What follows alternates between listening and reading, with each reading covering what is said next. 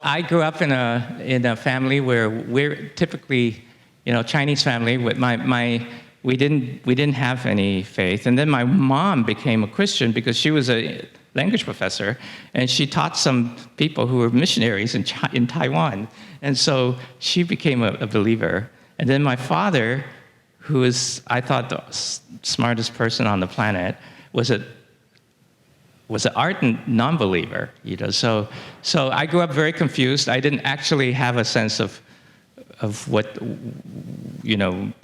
what faith I actually believed. But I felt like if there was a God, he never introduced himself to me, so I don't have obligations.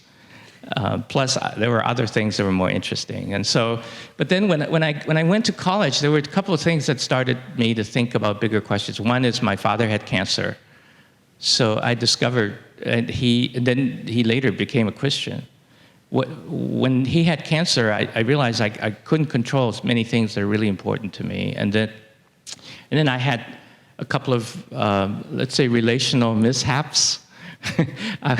And through that process, I discovered that I actually have very little control over other things too, like my own anger, my lust, I just realized that many of the most important things in my life, I actually wasn't in control of.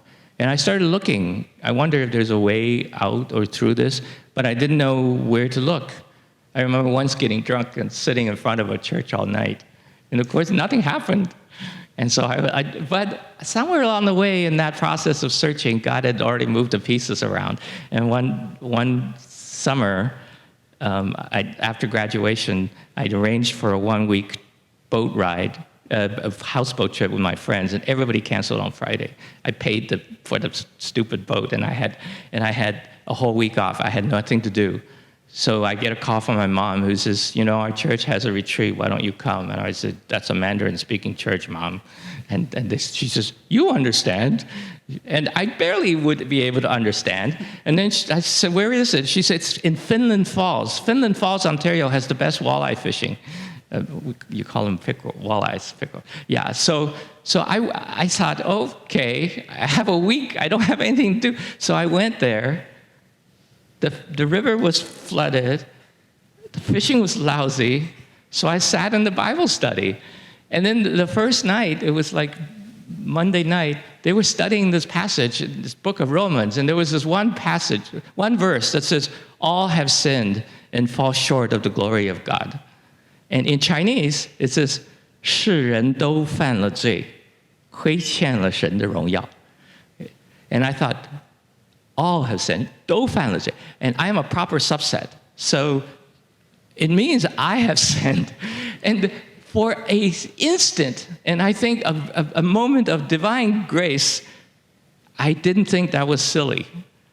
I looked at it and I realized that what it was talking about was something potentially important. And so I started to earnestly ask questions because I started to realize they weren't silly.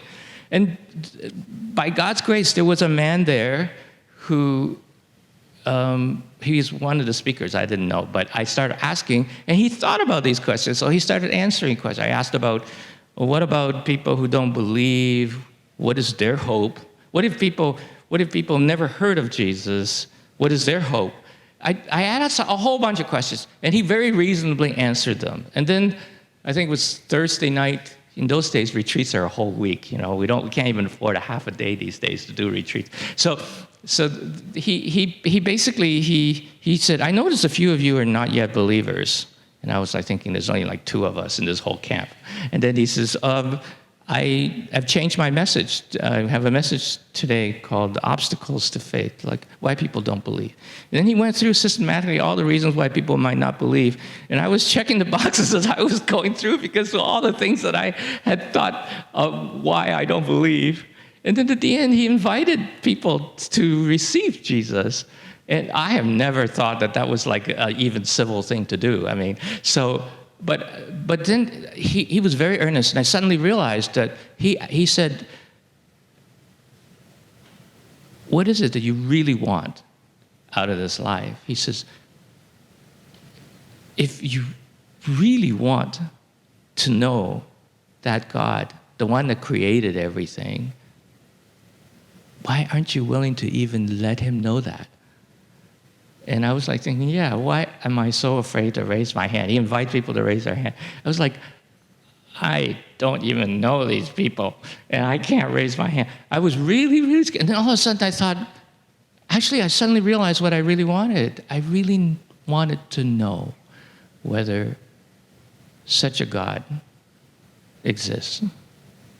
And so I just, he goes, praise the Lord, I see you back there. He did it all in Chinese. And yeah, that was kind of the beginning of the journey. I couldn't sleep all night that night, and then I was just lying there. And you know what came across? Many scenes of really awful stuff I'd done in my life that I flushed somewhere. But they just kept coming back at me. And yet, even as that was happening, I started to realize that I wasn't so afraid to see them. I somehow realized that I was remembering them because I needed to understand what I just received. I couldn't sleep the next night either. And from there on, I started to connect the dots. I started to see things. I started to read the Bible, which used to be like an encryption. I used to not be able to read 2 verses without saying this is total nonsense. But then now I'm reading it and I'm like, wow, he really said that? Wow, what else would he have said if he was really who he is? He couldn't have said it any other way. And so it just started rolling.